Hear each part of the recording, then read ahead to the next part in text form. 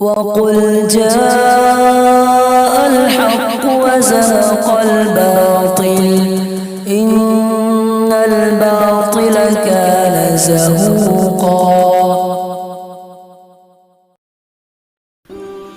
صلاح الدین ایوبی کیسے بنے تھے؟ صلاح الدین ایوبی اس مقام تک پہنچے کیسے تھے؟ کس ماں کی اولاد تھے وہ؟ ایک گورنر تھے، انہوں نے ایک بڑے اہم شخص سے یہ کہا کہ بھئی تم شادی کیوں نہیں کرتے؟ تمہاری عمر ہو گئی شادی کرنے کی، تم کرتے کیوں نہیں؟ اس شخص نے جواب دیا کہ میں اپنے لائق کسی کو پاتا ہی نہیں، میں کیسے رشتہ قبول کر لوں؟ انہوں نے کہا تم کیا چاہتے کیا ہو؟ میں وزیر اعظم کی بیٹی کو تمہارا رشتہ بھیج دوں؟ وہ تو تمہارے لیے تمہارے مقام کے مطابق ہوں گی۔ ان کا نہیں، بالکل نہیں۔ پھر تم کیا چاہتے ہو؟ انہوں نے کہا کہ میں ایسی بیوی چاہتا ہوں جو ہتھیار دے کر گھوڑے پہ بٹھا کر یہ وصیت کر کے مجھے بھیجے کہ زندہ واپس مت آنا۔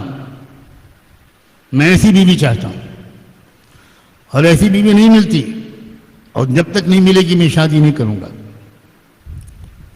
اس نے کہا کہ ٹھیک ہے، میں جاتا ہوں ایک شخص کے پاس جس کے ایسے گھرانوں سے تعلقات ہیں،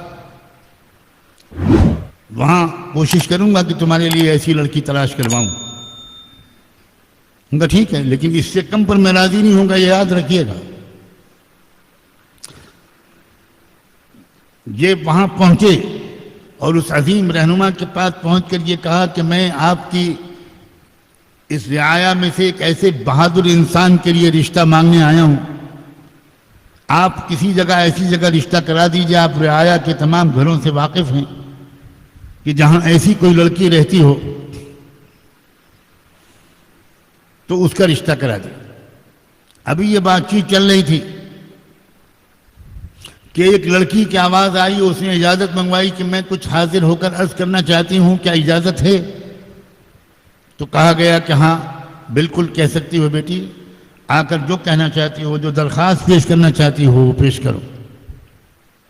اس لڑکی نے آ کر کہا کہ عالی پناہ، میں آپ سے ایک درخواست لے کر آئی ہوں کہ گھر والے میرے رشتے کو تلاش کر رہے ہیں، آپ کے تعلقات اور نظر پورے قوم پر ہے، اللہ کے واسطے میرا رشتہ ایسی جگہ کرا دیجئے، ایسا شوہر مجھے دلوا دیجئے جس کو میں ہتھیار دے کر گھوڑا تیار کر کے سواری پر بٹھا کر اور اس سے کہوں کہ میرے سرتاج جاؤ اور خدا کے واسطے اس جہاد میں جا کر اس طرح حصہ لینا کہ زندہ واپس مت آنا، جنت میں انشاءاللہ ہم تم ہمیشہ ساتھ رہیں گے، ایسی جگہ رشتہ کرا دیجئے۔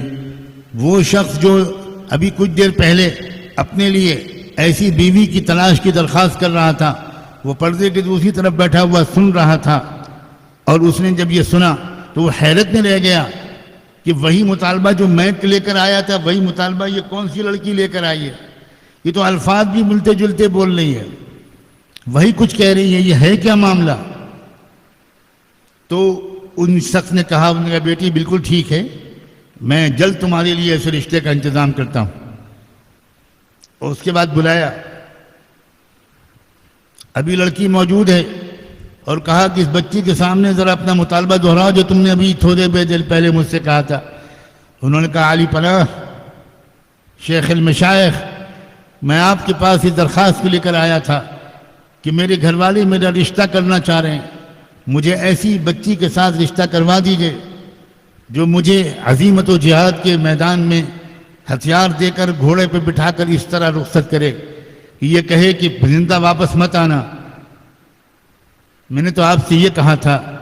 بچی سن کر حیران رہ گئی۔ انہوں نے کہا کہ بس اللہ نے تم دونوں کی تمناؤں کو ملا دیا، تم دونوں کو جمع کر دیا، اب میں تمہارے ماں باپ کو پیغام بھجواتا ہوں۔ چنانچہ انہی دونوں کا رشتہ ہوا، اور انہی دونوں سے جو بیٹا پیدا ہوا اس کا نام تھا صلاح الدین ایوبی۔ او شادی کرنے والوں، حسیناؤں کو تلاش کرتے ہو، مالدار لڑکیوں کو تلاش کرتے ہو، جو ہو سکتا ہے کہ وفادار بھی نہ ہو سکتا ہے کہ بے وفا ہو سکتا ہے کہ پاک دامن بھی نہ ہو، یا کم سے کم درجے کی بات یہ ہے کہ ان کی تمنائیں سوائے رخ و رخسار اور گل و گلزار کے آگے بڑھ ہی نہ پائیں، تو ان سے کیا اولاد پیدا ہوگی؟ ویسی اولادیں پیدا ہوں گی جیسی آج پیدا ہو رہی، نافرمان، باغی، سرکش، حلال اور حرام کی تمیز نہ کرنے والی اولاد، ماں باپ کو بڑھاپے میں اذیت دینے والی اور دھوکہ دینے والی اولاد، دوستوں کو ماں باپ پر ترجیح دینے والی اولاد یقیناً پیدا ہو۔ کل اناء بما فیہ ینضح، ہر برتن سے وہی چیز نکلتی ہے جو اس کے اندر ہوتی ہے۔ دینی و اصلاحی بیانات کو سننے کے لیے ہمارے چینل القراءت آفیشل کو سبسکرائب، لائک، کمنٹ اور شیئر کیجیے تاکہ آنے والے نئی ویڈیوز کا سب سے پہلے آپ کے پاس نوٹیفیکیشن پہنچ سکے۔ خدا حافظ۔